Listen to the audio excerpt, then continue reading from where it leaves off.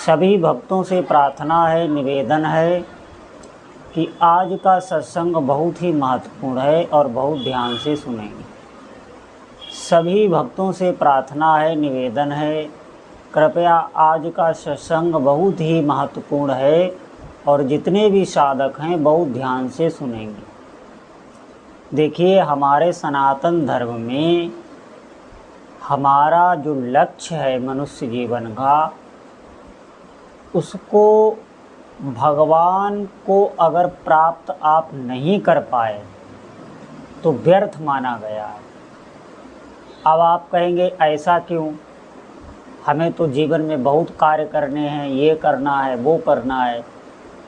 देखिए, इस शरीर से संबंधित जितने भी आपके कार्य हैं वो सब आपकी खुद की वासना के होते हैं और इसी वासना से हमारे पिछले कई जन्म होते चले आए हैं। आप ध्यान देना,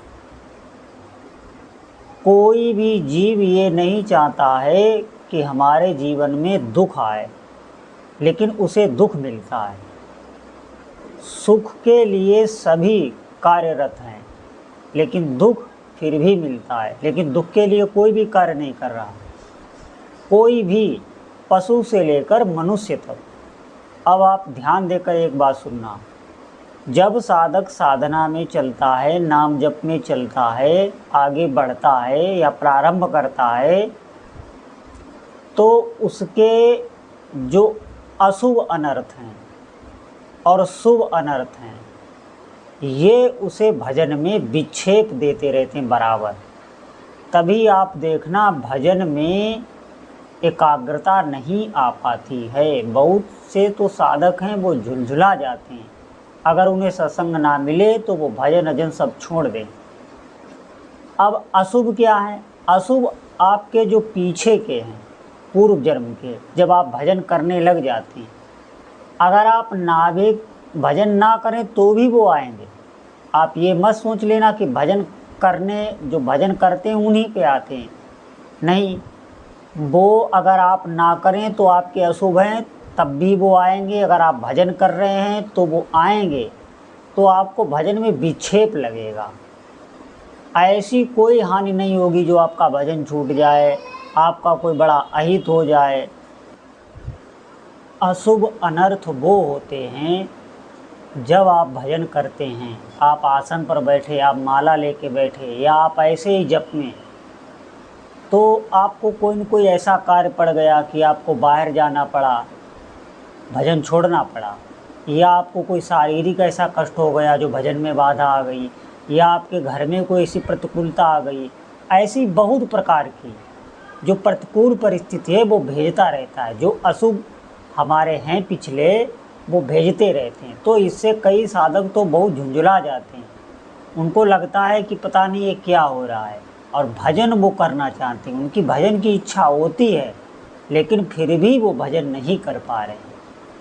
और शुभ, जो शुभ होते हैं हमारे, वो भी भजन में विक्षेप करते हैं पिछले।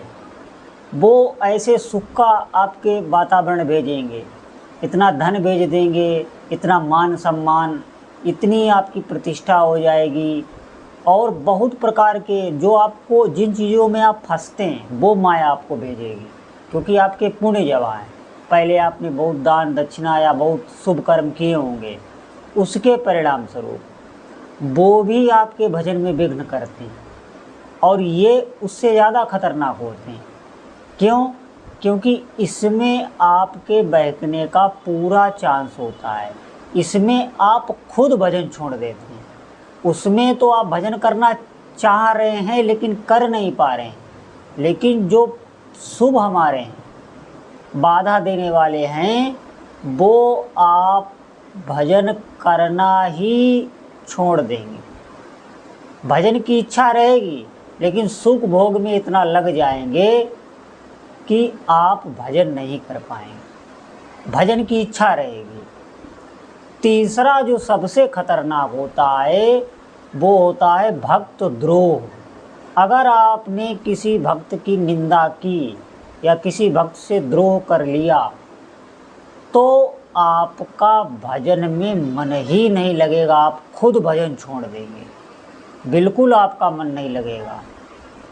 ये सबसे खतरनाक है। इसीलिए भक्तों के द्रोह से बचना चाहिए, किसी भी संत की, किसी महापुरुष की निंदा नहीं करनी चाहिए जब तक आप जान लें। क्या पता वो कितना भजन करता है, कितना वो भगवान की सानिधि में भगवान से जुड़ा हुआ है, और आपने कोई अपराध कर दिया तो आपका भजन छीण हो जाएगा।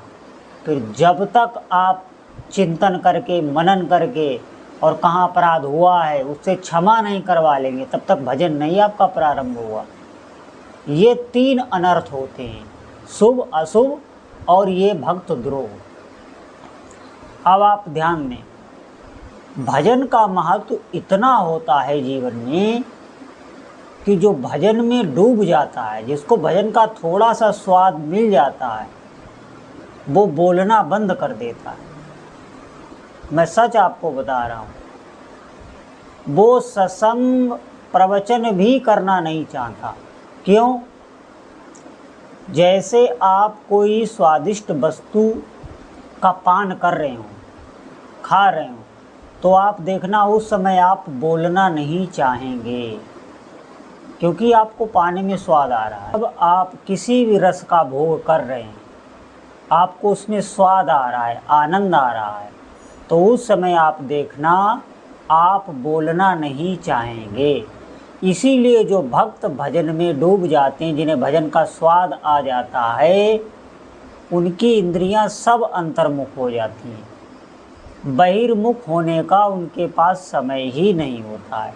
जिस सुख के लिए जीव संसार में भटकता है, वो सुख उन्हें सहज में ही भगवत भजन से प्राप्त होने लगता है।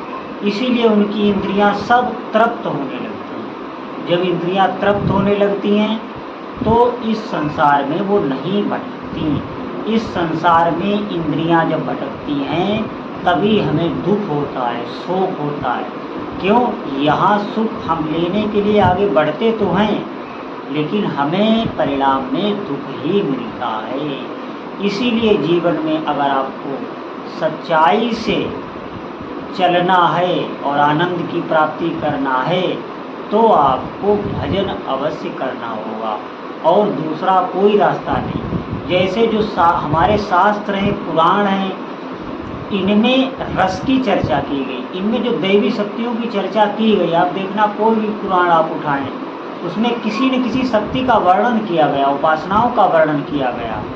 तो जैसे हम मिठाइयों की चर्चा सुनते तो रहें, लेकिन कभी भी हम उस मिठाई को बना के पाए नहीं, तो आपको सुनना आपका व्यर्थ ही रहा। क्यों? क्योंकि आपने स्वाद तो लिया ही नहीं। आप ध्यान देना, इसी प्रकार ये भजन करना है, मिठाई को बना के पाना, और जब आप पाएंगे तो आपको स्वाद आएगा, और जब आप स्वाद आएगा तो फिर आप उसे छोड़ नहीं सकते।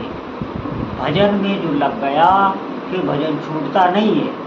ये मन भजन में ही लगता है और कहीं भी लग नहीं सकता। आप जितना भी प्रयास कर लें, ये भजन में ही लगता है। इसी प्रकार हम शास्त्रों संतों से जो भजन की महिमा सुनते हैं, जैसे हमने मिठाइयों की बहुत चर्चा सुनी, अब हमारी पाने की इच्छा हुई। इसी प्रकार हमारी भजन करने की इच्छा होती, जब करने की इच्छा होती है। लेकिन जब हम करते हैं तो शुभ अशुभ हमें घेरते हैं। ये अगर आप भजन ना करें तो भी आएंगे और बढ़ के आएंगे। भजन करने से ये बहुत सूक्ष्म रूप से आती है। अगर छूट गया तो बहुत बड़ी हानि हो जाएगी। इसीलिए इन बातों का मैंने वर्णन किया कि आप समझें, जब भजन करते हैं तो क्या क्या समस्याएं आ सकती हैं। और आपको एक बात और बताते हैं, बहुत सी समस्याएं हमारे मानसिक विचार ही होते हैं। मानसिक विचार हमारे अंतःकरण के रूप के हिसाब से होते हैं। आप जैसे जैसे कर्म करके आए हैं, अभी के नहीं पिछले जन्म के, सब मिला के हमारे चित्त में इकट्ठे होते हैं। उन्हीं से हमारी मानसिकता बनती है और उन्हीं विचारों से हम ग्रसित रहते हैं। उस वैसा जीवन में होता कुछ नहीं जैसा हम सोचते हैं। उसी सोच के कारण बहुत लोगों को भजन से भय लगता है, भजन की बातें सुनने में भय लगने लगता है, जबकि वहाँ पे भय नहीं लगना चाहिए। भय तो संसार में है। ऐसी विचारधाराएं, बहुत सी मानसिक विकृतियाँ होती हैं जो हमारे जीवन को पीछे हटाते रहते, हमें आगे बढ़ने ही नहीं देते। इन विकृतियों को अगर आपको नष्ट करना है तो भी आपको भजन ही करना पड़ेगा, नहीं तो आप समाज में भी आगे नहीं बढ़ सकते। परमार्थ की बात तो बहुत दूर है। जैसे आपको किसी व्यक्ति के बारे में बता दिया जाए कि ये बहुत गंदा है, बहुत बेईमान है, तो आपके भीतर एक मानसिकता बन जाएगी उस व्यक्ति के प्रति। वो ऐसा है नहीं, लेकिन आपके भीतर बनी हुई है मानसिकता। क्यों? क्योंकि आपके चित्त में वो बातें खूब समाहित हो गई सुन के।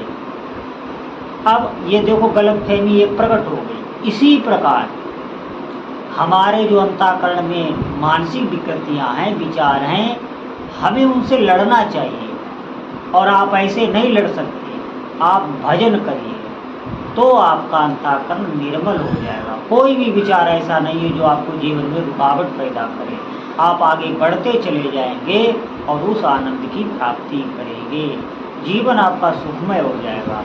इसीलिए साधकों से मेरी बार बार प्रार्थना है, अधिक से अधिक आप भजन करिए।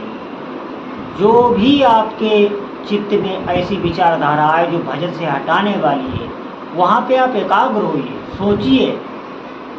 भजन में चलने का मतलब है कि आपके सभी दुखों का अंत होने वाला है, ये बात गांठ बांध लें। इसके विपरीत जो भी विचार आए उसे आप हटाएं। अगर नहीं हटा सकते तो आप भजन को बढ़ाएं, भजन आपको निर्मल कर देगा। इन मानसिक विकृतियों के कारण ही बहुत से जीव अध्यात्म की तो बात छोड़ो, भौतिक जीवन में भी कोई उन्नति नहीं कर पाते हैं। उनकी मानसिक सोच ही ऐसी हो जाती है। इसीलिए मेरी बार बार प्रार्थना है, अधिक से अधिक नाम जप करें। नाम जप आप करके देखें, इससे बड़ा कोई साधन नहीं। आप इसी में लग जाएं, इधर उधर किसी के बहकावे में ना आए, कहीं जाने की आवश्यकता नहीं। जहाँ हो, जैसे भी हो, वही आप नाम जप करने लग जाएं। बोलो जय जय श्री सीताराम।